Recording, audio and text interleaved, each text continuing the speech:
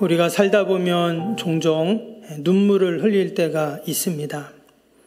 국어사전에 보면 이 눈물에 대해서 뭐라고 되어 있냐면 눈 바깥면 위에 있는 눈물샘에서 나오는 분비물, 또 늘 조금씩 나와서 눈을 축이거나 이물질을 씻어내는 문, 자극이나 감동을 받으면 더 많이 나온다. 이렇게 기록이 되어 있습니다. 사전적인 의미로서의 눈물이라는 것은 말 그대로 우리 몸에서 나오는 분비물 중에 하나로 그렇게 여깁니다. 근데 여러분, 눈물의 의미가 그것뿐일까요? 눈물과 관련된 많은 속담 또 격언들도 있습니다. 여러분 혹시 이런 속담 아세요? 눈물은 내려가고 숟가락은 올라간다. 아무리 눈물 나는 날이 있어도 밥은 먹어야 된다는 거예요. 밥 먹고 힘을 내서 그 눈물 날 일들을 다 이겨내야 된다 하는 우리 조상들의 지혜가 담겨있는 속담입니다. 또 눈물과 관련된 여러 표현들도 있습니다.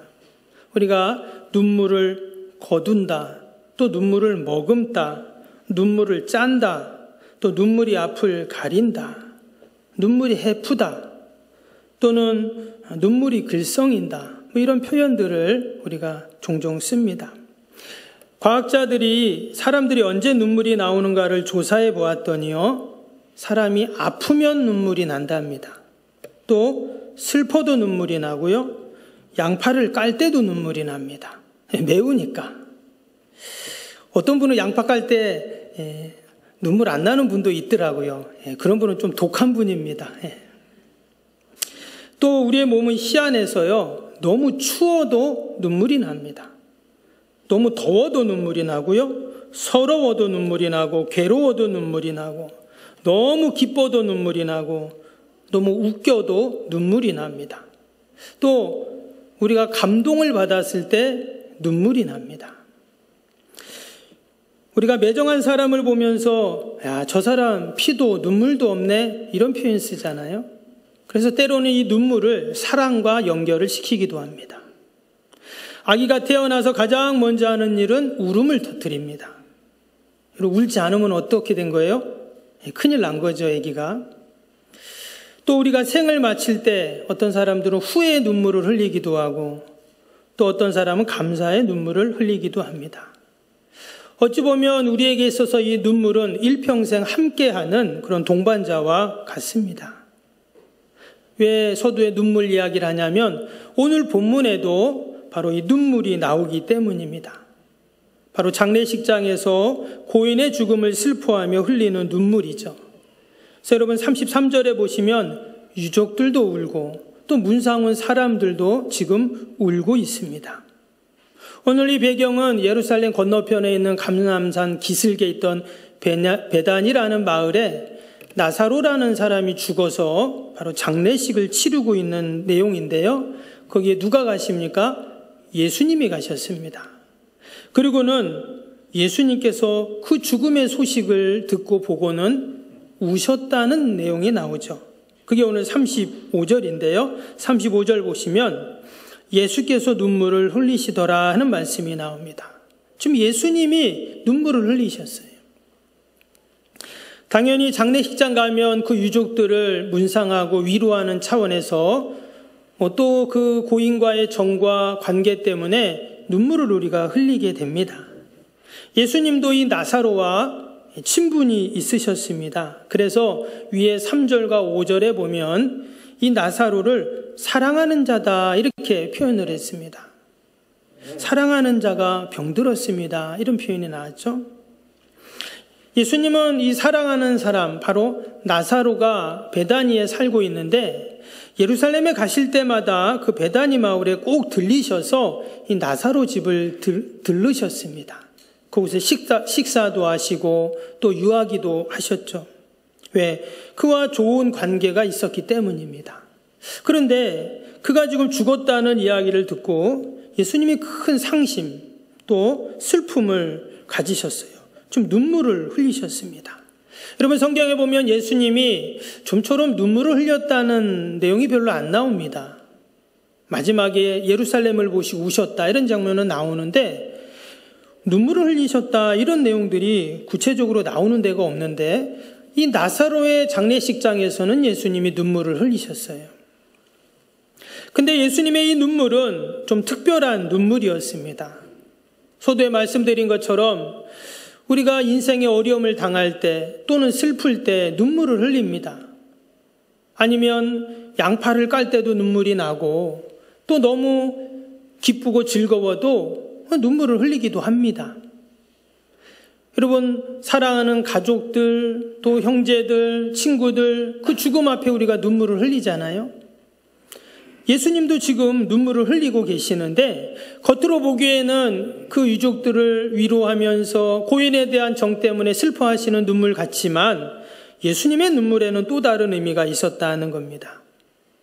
지금 예수님이 나사로 집에 왜 가셨을까요?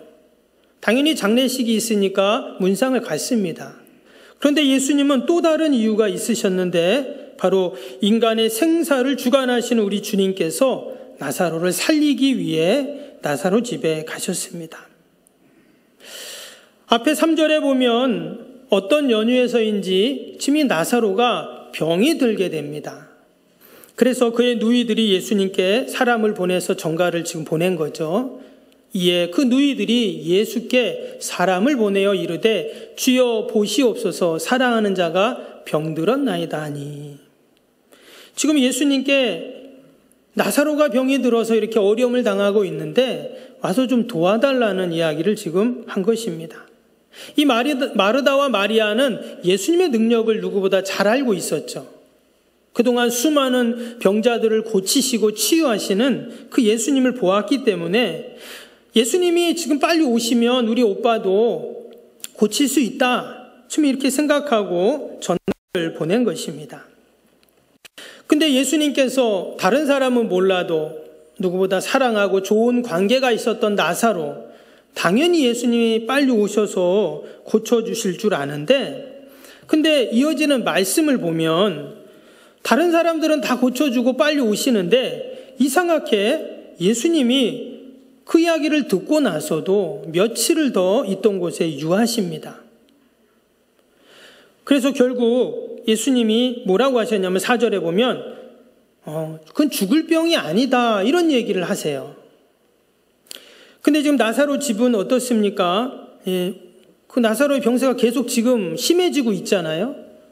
그래서 1분 1초가 지금 급한 상황인데 예수님은 죽을 병 아니니까 괜찮아 이러고는 지금 빨리 안 오고 계시는 거예요. 아마 이 마르다와 마리아의 속은 계속 타들어갈 겁니다. 예수님이 바쁜 일이 있으셨나? 뭐 더 중요한 일이 있으셨겠지 뭐 이런 생각보다는 지금 오빠가 죽어가는데 좀 빨리 좀 와주시지 그런 마음이겠죠. 지금 이 마르다와 마리아에게 있어서 나사로는 단순한 오빠가 아니죠. 성경에 보면 이들의 부모에 대한 기록이 없습니다.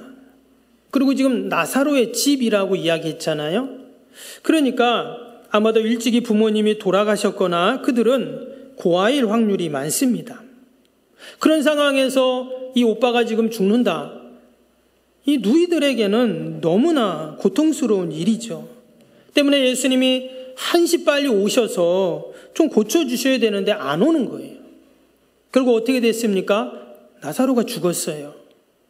그리고는 밑에 이제 21절, 32절에 보면 이 마르다와 마리아가 예수님을 원망하기 시작합니다. 뒤늦게 오신 예수님에게 지금 뭐라고 합니까? 21절에 첫 번째 이제 누이죠. 마르다가 예수께 여짜오되 주께서 여기 계셨더라면 내 오라버니가 죽지 아니하였겠나이다. 32절에는 둘째인 마리아가 또 말합니다. 예수가 계신 곳에 가서 배웠고 그 발 앞에 엎드려 이르되 주께서 여기 계셨더라면 내 오라버니가 죽지 아니하였겠나이다 하더라. 지금 마르다도 마리아도 다 오빠가 죽은 것에 대해서 지금 예수님에게 지금 그 책임을 떠넘기고 있습니다. 조금만 좀 빨리 오시지, 좀 고쳐주시지 이런 얘기를 지금 하고 있습니다. 이것은 마리아와 마르다가 믿음이 없어서 하는 말보다는 오빠의 죽음 앞에 너무 상심이 되어서 이런 말을 지금 했겠죠.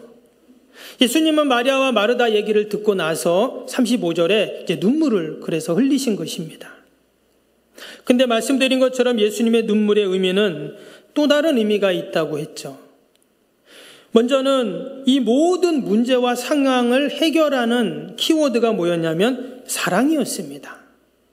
때문에 예수님의 눈물도 사랑의 눈물이었다라는 거예요. 근데 여러분, 그 사랑의 눈물은 어떤 역사를 이룹니까? 죽은 자도 살리는 역사를 이루게 됩니다. 먼저 5절뿐만 아니라 밑에 33절, 38절에 보면 예수님이 이 나사로의 죽음을 보고 어떻게 하셨냐면 심령에 비통히 여기시고 불쌍히 여겼다는 말씀이 나왔습니다. 밑에 38절도 보시면 이에 예수께서 다시 속으로 비통히 여기시며 그랬어요. 예수님이 비통히 여기셨다. 그 영어 성경에 보면 이 비통이라는 단어가요, 그론드라고 되어 있어요. 그 뜻이 뭐냐면 우리말로는 고통의 신음소리를 내다, 이런 뜻입니다.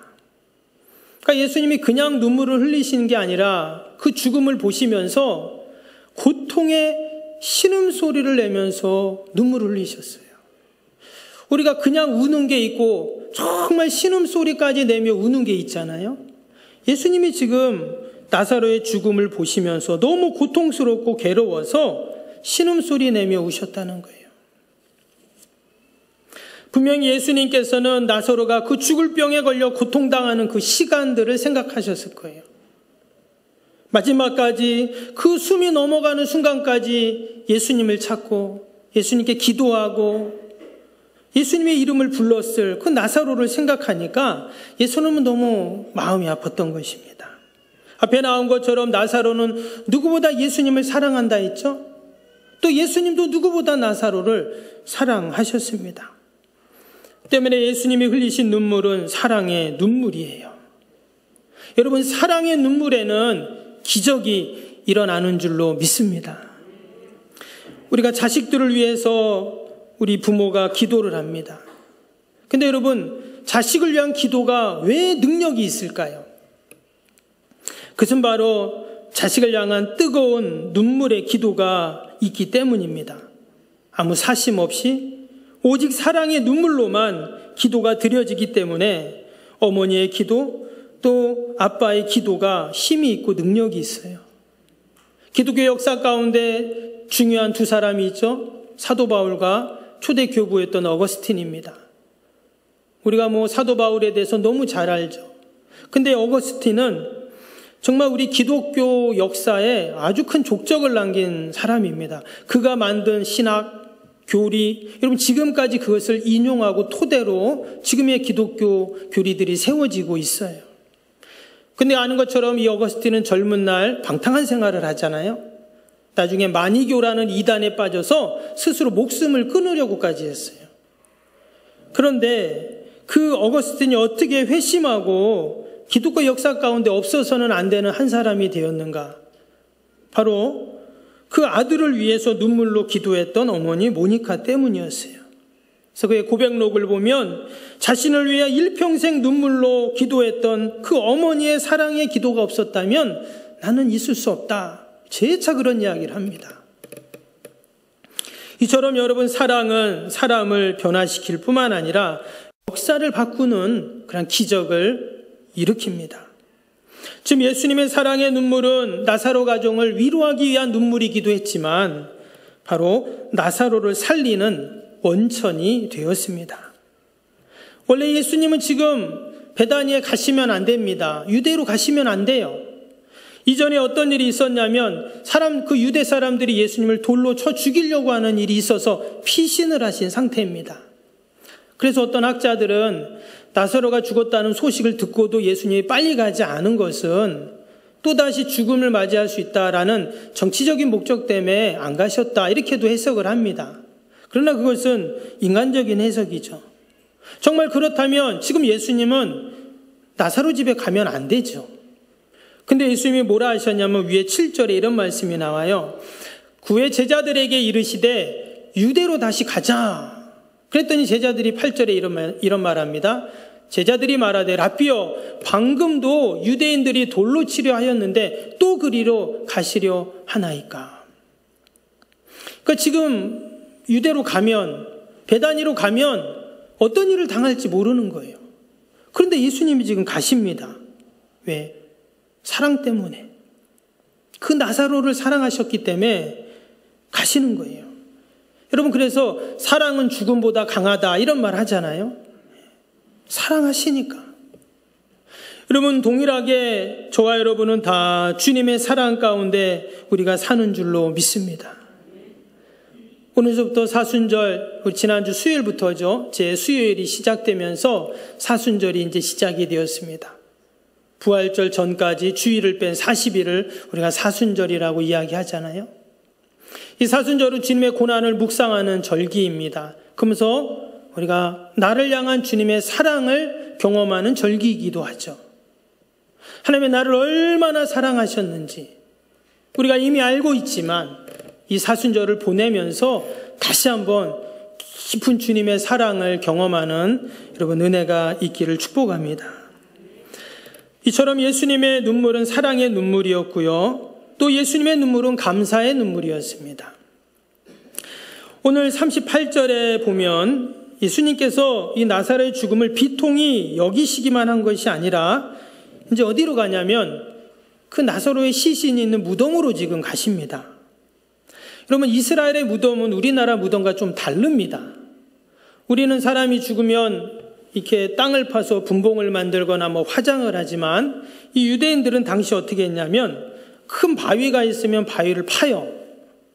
어떤 도구를 팠는지 파서 굴을 만들어서 거기에다가 이제 시신을 갖다 넣습니다. 그리고는 큰 돌로 막아놔요. 그럼 어느 정도 시간이 지나면 당연히 그 시신은 다 부패되고 뼈만 남겠죠. 그러면 다시 가서 그 뼈를 다 추려갖고 분봉함에 넣어가지고 유골함에 넣어서 그걸 한쪽에 잘 놔둡니다. 그리고 또 가족 중에 누가 또 죽으면 그 무덤에 가서 또 시신을 넣어놓고 또 나중에 지나면 그 뼈를 다 추져서 또 유골함에 넣고 그래서 가족 대대로 그 이제 무덤을 사용하거든요. 그게 돌무덤입니다. 근데 지금 예수님께서 그 나사로의 시신이 있는 무덤으로 가자는 겁니다.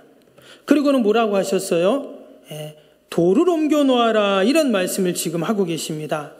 39절 한번 볼까요? 39절 보시면 예수께서 이르시되 돌을 옮겨 놓아라 하시니 그 죽은 자의 누이 마르다가 이르되 주여 죽은 지가 나흘이나 되었음에 벌써 냄새가 나나이다. 유대 지방은 더운 지방이기 때문에 금방 이제 시신이 부패가 되겠죠. 그래서 벌써 나흘이 됐으면 당연히 시신이 썩고 있을 것입니다. 그런데 지금 예수님께서 그 돌을 옮겨놔라 이런 말씀을 하셨어요. 지금 마르다의 말은 무슨 말이냐면 이제 나흘이나 지나고 시체도 썩고 이제 다 끝났습니다. 이제 더 이상 어떻게 할 수가 없습니다. 지금 이런 얘기를 하는 거예요. 아무리 예수님이 능력이 있고 기적을 행하셔도 이거는 안 됩니다. 그리고는 아직 돌을 옮길 때가 아니라는 거예요. 조금 더 시간이 지나서 시체가 다 부패해버리고 뼈만 남으면 그때 가서 그 뼈를 추려서 해야 되니까 그때 돌무덤을 열지 지금 열 필요가 없다 이런 얘기를 하고 있는 것입니다. 여러분, 이 모습을 보면서 우리도 그런 생각할 때가 있어요. 예수님께 도움을 구하고 또 하나님의 은혜를 구하지만 때로는 이제는 끝났다라는 생각을 합니다.